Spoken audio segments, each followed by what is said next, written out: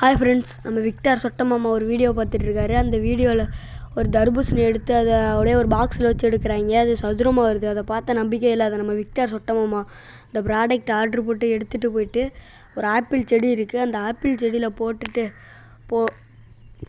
ஒரு 2 நாள் 3 நாள் கழித்து வராரு. 2 நாள் 3 நாள் கழித்து வந்து பார்த்தா அந்த ஆப்பிள் வந்திருக்கு லவ் மாதிரி. அதை எடுத்து கட் பண்ணி பார்க்கலான்னு கழுவிட்டு கட் பண்ணுறாரு. HSL ஹார்ட் மாதிரியே இருக்குது.